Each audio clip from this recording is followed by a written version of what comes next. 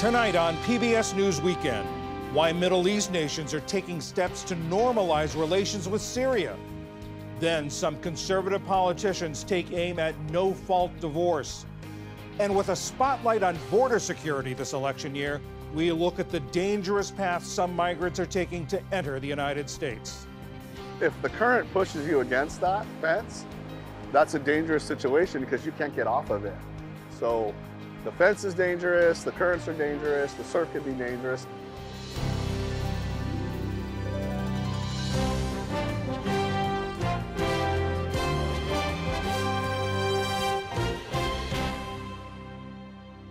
Major funding for PBS News Weekend has been provided by and with the ongoing support of these individuals and institutions.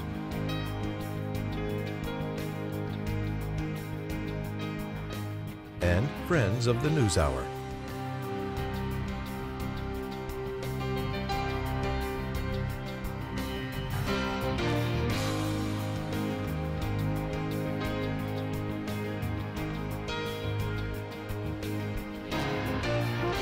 This program was made possible by the Corporation for Public Broadcasting and by contributions to your PBS station from viewers like you.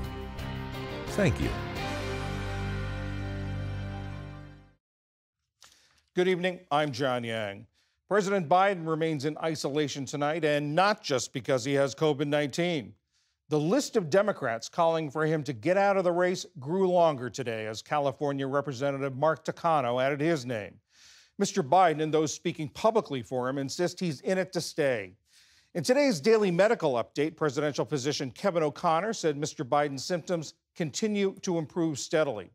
The president was at his Delaware beach house, while at the White House, a group calling on him to pass the torch held a rally.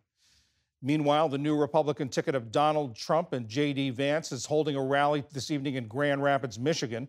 It's the first since the convention and Trump's first since the attempt on his life.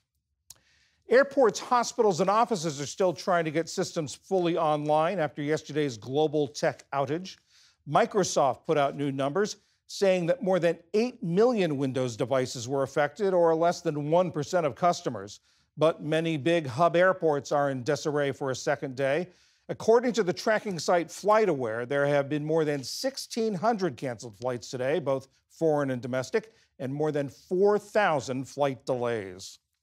Israel said it carried out airstrikes in Yemen in response to Houthi attacks, including yesterday's deadly drone strike in Tel Aviv. Yemeni officials said Israeli fighter jets hit fuel storage facilities and a power station in the port city of Hodeidah, which is a Houthi stronghold. The Houthi spokesman called it blatant aggression. Israeli Defense Minister Yoav Gallant said his nation has the right to defend itself. The Houthis attacked us over 200 times. The first time they harmed an Israeli citizen, we struck them, and we will do this in any place where it may be required. The blood of Israeli citizens has a price. Earlier in central Gaza, Israel struck refugee camps. Palestinian health officials said at least 13 people were killed, 3 of them children. And longtime Texas Congresswoman Sheila Jackson Lee has died. In the nearly 30 years she represented her Houston district, Lee played a key role in expanding the Violence Against Women Act to specifically address Native American, transgender, and immigrant women. She was also the lead sponsor of legislation making Juneteenth a national holiday. She said just last month that she'd been diagnosed with pancreatic cancer. Jackson Lee was 74 years old. Still to come on PBS News Weekend, why some social conservatives are now turning their focus to divorce and the life-threatening journey some migrants take to enter America. This is PBS News Weekend from WETA Studios in Washington, home of the PBS NewsHour, weeknights on PBS. For 14 years, the authoritarian regime of Syrian President Bashar al-Assad has waged a bloody war against the Syrian people, killing and displacing millions. As a result, other Arab states in the West had shunned Syria, making it a pariah. But as Ali Rogan tells us, relations with the Syrian dictator are beginning to thaw. And we want to warn you that some of the images in this report may be disturbing. In 2011, protests against Syrian President Bashar al-Assad met a bloody crackdown, which spurred a civil war now in its second decade. Early on, the U.S. led global condemnation of Assad. In 2013, President Barack Obama and Turkish President Recep Tayyip Erdogan urged him to step down. We both agree that Assad needs to go. He needs to transfer power to a transitional body. That is the only way that we're going to resolve this crisis. But the crisis only worsened. Assad repeatedly used chemical weapons against his own citizens. Obama called that a red line that would prompt a military response, but one never came. The regime has arrested, tortured, and forcibly disappeared tens of thousands of civilians, including thousands of women and children. The civil war has claimed several 100,000 more lives as rebel groups fought Assad and his Russian backers. More than 14 million Syrians have fled their homes. Roughly half remain internally displaced. Another 5.5 million are refugees in surrounding countries, including Turkey. Despite all of this, Assad is now being welcomed back into the global fold. He received a warm reception at last year's meeting of the 22-member Arab League, hosted by Saudi Arabia, his first invitation back since 2011. And now President Erdogan, who once joined a U.S. president calling for Assad to step down, is now calling for a reset. I made my call to Mr. Assad 2 weeks ago, saying either come to my country or let's hold this meeting in a third country. God willing, we want to start a new process by overcoming this resentment and discontent. For more on the ongoing normalization of Bashar al-Assad, I'm joined by Charles Lister. He directs the Syria program at the Middle East Institute, which is a nonpartisan think tank dedicated to the study of the Middle East. Charles, thank you so much for being here. There hasn't been much in Syria that's changed in the past few years in terms of territorial control. So why are all these countries pursuing normalization right now? Well, the answer lies in your question. The fact that the Syrian crisis has been frozen militarily for as many years as it has since around 2019, 2020, is precisely why regional states wanted to try to move on something to make progress on the political front. It's no secret that the US and Europe have been pretty disengaged from the Syria file for a long while, and our policies are essentially policies of containment from at an arm's length. So the region wanted to take matters into its own hand and give a go to the only other option on the table other than isolation, which was engagement. Since the region re-engaged and since Syria was allowed back into the Arab League, every single symptom of the crisis has rapidly deteriorated. Everything that the region was concerned about, refugees, drugs, terrorism, instability, the humanitarian crisis, it has all worsened. This was all completely predictable, of course. The region gave the regime exactly what it wanted, a place at the table, some international standing, but it gave it everything before it managed to, coerce the regime into giving something back in return. And in so doing, it's weakened the credibility and it's weakened the leverage that the whole international community has to try to actually move Syria diplomacy forward one day. Let's talk about Turkey specifically, as President Erdogan there seems to be the latest making these overtures to Assad. Why is that happening now? Much the same reason. Turkey doesn't see a lot of movement from the international community writ large on Syria. Of course, Turkey stood by and watched the rest of the region attempt re-engagement with the Syrian regime just over a year ago, and also watched that more or less fail. But Turkey sees itself as a major player in the Syrian crisis, and it is, rightly so. It plays host to the biggest population of Syrian refugees. It continues to de facto occupy large swathes of northern Syria in concert with a variety of different Syrian opposition forces. So it has real leverage in a way that, frankly, most of the rest of the region didn't have. And so Turkey's playing around with the idea of trying to utilize that leverage for its own interests, not the interests of Syria and Syrians, I should say. And it's trying to play along with that game. But frankly, Damascus, so far at least, isn't playing ball. Meanwhile, what is the humanitarian situation like in Syria right now? I mean, to put it bluntly, the humanitarian crisis in Syria has never been worse than it is today. And the humanitarian needs are simply unprecedented and continue to increase. At the same time, more than half of Syria's entire population is displaced, and the displacement crisis persists. But at the same time, the international community is donating less and less money to deal with that humanitarian crisis. In fact, as of today, only 6% of the needs that the United Nations has assessed need to be met this year has been funded by the international community. 6%. There's a 94% deficit. It's absolutely catastrophic in terms of meeting those very basic humanitarian needs. And, that has a number of spillover effects. It is already creating more and more displacement. So the rate of Syrian refugees fleeing towards Europe over the past 12 months has gone up by over 300%. And on top of that, of course, it creates instability. And these are the conditions that the likes of ISIS, for example, have thrived upon in previous years. And so there's a great deal of concern about the humanitarian crisis and how it continues to spiral. Here in the U.S., there are several pieces of legislation meant to hold Assad accountable. There is the Caesar bill, which is named for a whistleblower who photographed bodies of torture victims. And that bill sanctions individuals and institutions who support or work with the regime. It's set to expire next year. Then there's the Assad Regime Anti-Normalization Act, which would extend the Caesar sanctions to 2032 and punish countries seeking normalization. That bill passed overwhelmingly in the House, but it's stalled in the Senate. What is the state of play there?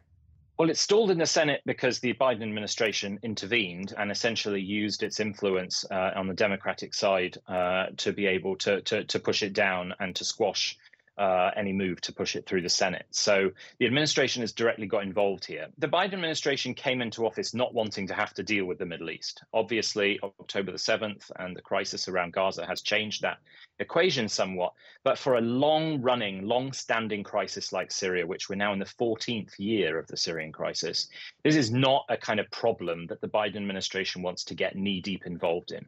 If they were to introduce or allow Congress to introduce this much more aggressive anti-normalization legislation, from the administration's perspective, it would force them to get much more involved in the diplomacy around the crisis in terms of justifying much more aggressive sanctions, and it doesn't want to do that. Congress here in Washington is in a place where Syria is almost one of the only issues that still has a bipartisan consensus. And that's precisely why I think the administration felt the need to step in the way that it did to push that legislation aside. But now we're in this very worrying position where if Caesar isn't passed, there's going to be an enormous vacuum in terms of leverage over Syria policy and in terms of just simply doing the right thing, given the enormity of the crimes that have been committed by the regime over the past 14 years. Charles Lister, Director of the Syria Program at the Middle East Institute, thank you so much for joining us. Thank you.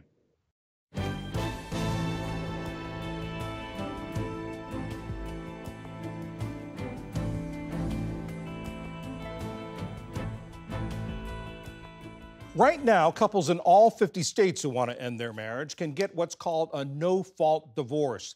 Neither side has to prove that the other did something wrong, like committing adultery, abandoning their spouse, or treating them cruelly. But some Republican lawmakers in a handful of red states want to get rid of it. They say it makes divorce too easy, and they say it's unfair to men since it's estimated that 69% of divorces in the United States are initiated by women. Joanna Grossman teaches family law at Southern Methodist University Dedman School of Law. So, Joanna, what's the history of no-fault divorce? Where did it come from, and why did it come into being? So California was the first state to adopt no-fault in 1969, after about 200 years of every state using fault-based divorce. And it came about because California studied it and found something that probably most people in the field already knew, which is that the system didn't work, that fault-based divorces were often involved perjury and fabrication, that people were fleeing their jurisdictions to get divorced, and that it did very little to sort out between good marriages and bad marriages. And what's been the result? What's changed because of it? So when no-fault was first adopted in California, it then sort of started a revolution. And within 15 years, every single state had either switched completely to a no-fault system or added at least one no-fault ground. We saw some early effects, one of which was that the system of divorce became less troubled. There were fewer cases of obvious perjury and fabrication, et cetera. There were people who got out of marriages where they had been stuck. And then we also saw some real impacts on women. The female suicide rate went down dramatically. The female homicide rate by intimate partners went down dramatically, and the rate of domestic violence went down. Those were somewhat unexpected results, but very, very clear impacts of the change. Now, among the critics of no-fault divorce is J.D. Vance, who's Mr. Trump's new running mate. Now, here's what he's had to say about this in 2021, and this video is from Vice News. This is one of the great tricks that I think the sexual revolution pulled on the American populace, which is this idea that, like, well, okay, these marriages were fundamentally, they were maybe even violent, but certainly they were unhappy. And so getting rid of them and making it easier for people to shift spouses like they change their underwear, that's going to make people happier in the long term. Shift spouses like they change underwear. What do you say to that? I mean, it's a pretty odd comparison since, of course, most people have at most 2 or 3 spouses in a lifetime and hopefully changing their underwear a little more often than that. But I think it really misses what no-fault divorce is. It did make it easier to get divorced, but for the most part, people were getting divorced anyway. It's just they were jumping through hoops to do it. And what we have found is that no fault is a better fit for our society's ideas about marriage. People actually want to get divorced because they think so highly of marriage. And if the marriage is disappointing, they want to be able to get out and often go on to a new marriage. So I think it's just sort of missing the point about the relationship between divorce law and people's happiness or even the stability of marriage. What do you make of the argument that no-fault divorce deprives men of due process because most divorces are initiated by women? So divorces have always been initiated more often by women, going back all the way to the very first divorce laws in after the Revolution. And that's by and large because marriage is an institution that works less well for women than it does for men. The idea of a due process claim is pretty weak because what they're really saying is that a man has a right to stay married to someone over her objection. There is no recognized support in the law for that kind of a concept. So I think what they're frustrated with is this feeling that maybe women have too much autonomy and too much power, and that changing the divorce laws might be a way to pull that back. But I think there's really very little relation between the two. Why do you think this focus from social conservatives on this now? I think part of it is it gives some good talking points at a very abstract level, right? To suggest that the Republicans are in favor of traditional conservative values. They care about families. They care about children. And so they can use those sorts of claims about this, even though there's, as I have said, there's really not that much relationship. I also think it's part of the sort of culture wars that are, trying to bring back a more patriarchal society. I think most of the people who have advocated for repealing no fault in the current era are really interested in having men have more control again. What would be the effects of getting rid of this, of repealing no fault? Who would be most affected? Who would be affected? I mean, the most obvious effect would be on family courts, right, which are already backlogged and dealing with high numbers of litigants who don't have lawyers. No fault makes divorce quicker and it makes it cheaper, in addition to what other effects it has. And so I think that in terms of individuals, the impact would be on people who, some people would be stuck in marriages as they were before the adoption of no fault, but mostly people wouldn't be stuck. They would just have to pay more or jump through more hoops to get the divorce that they wanted. So I don't think it would have any impact on the average divorcing couple beyond cost and expense, and it would really backlog the family courts even more. The one thing we know historically is there's no relationship between how tough it is to get a divorce and whether a marriage is happy. So there's no reason to think that making divorce more difficult would somehow make marriages happier.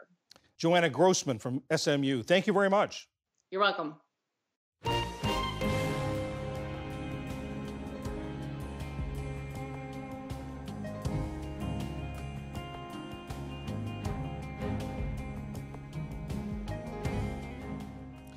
Last year was one of the deadliest on record for migrants crossing the southern U.S. border. Experts say tougher enforcement is pushing migrants to take more dangerous risks, like using the Pacific Ocean to try to get from Tijuana, Mexico to San Diego.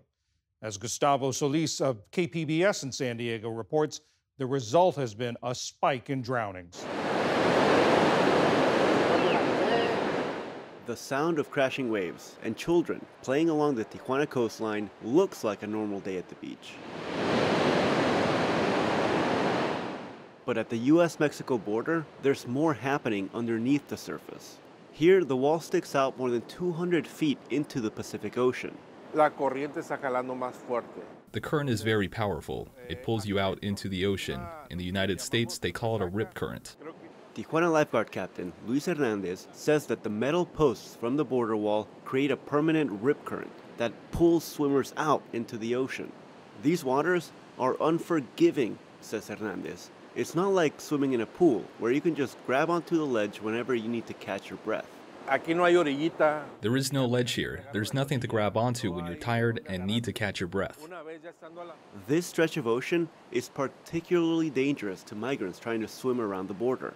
Over the last few years, Tijuana lifeguards have seen a record number of deaths. They track rescues and drownings on a whiteboard at the main lifeguard tower. Just 5 rescues in 2020 and only 7 in 2021. Then 59 in 2022 and 41 last year. Hernandez says migrants cross in one of 2 ways. The first is just to swim around the border, but fighting that powerful current is exhausting.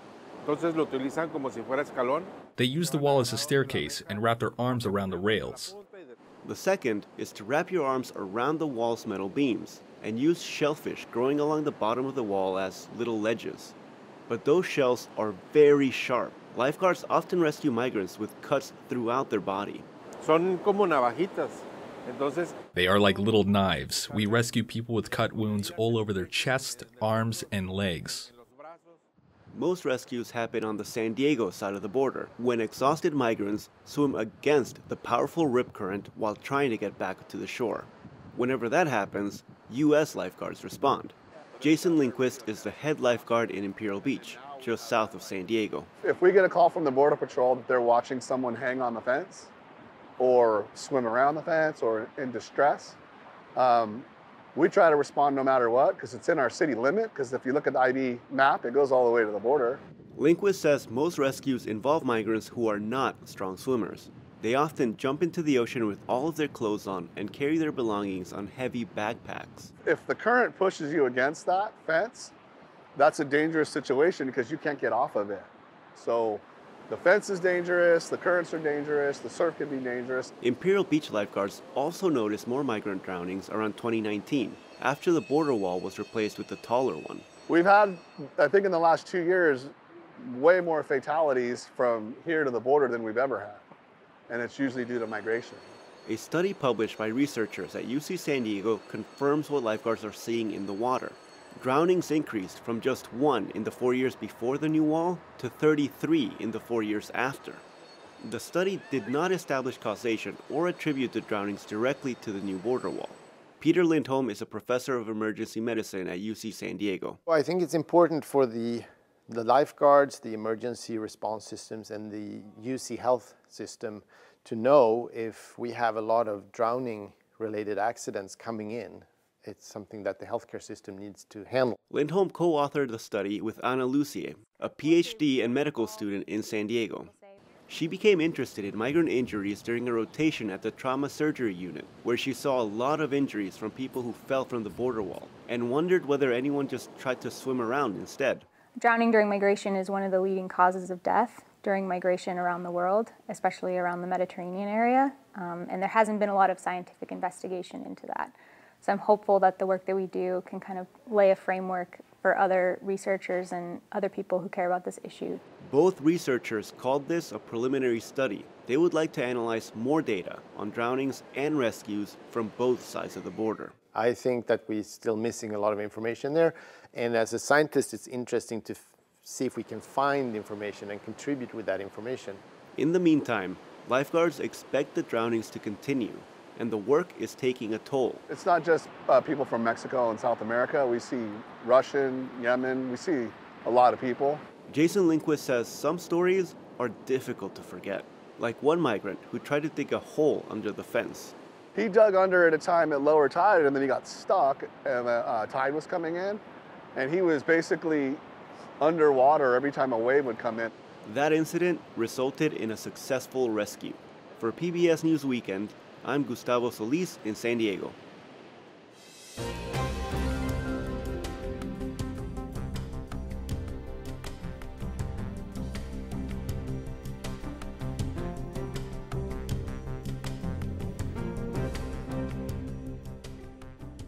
Now on our Instagram page, more on the life, career, and accomplishments of Texas Representative Sheila Jackson Lee.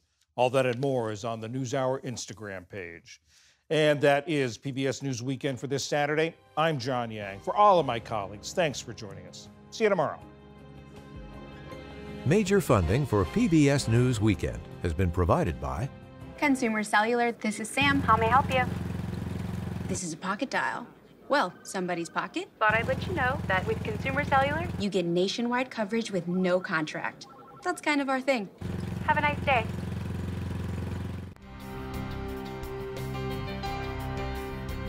and with the ongoing support of these individuals and institutions.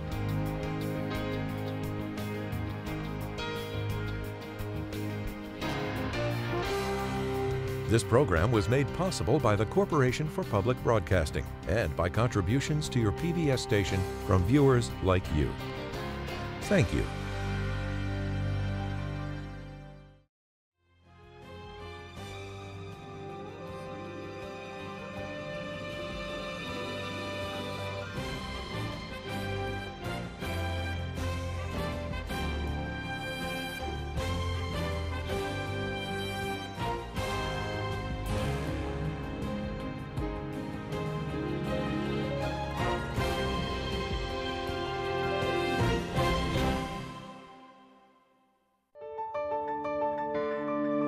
You're watching PBS.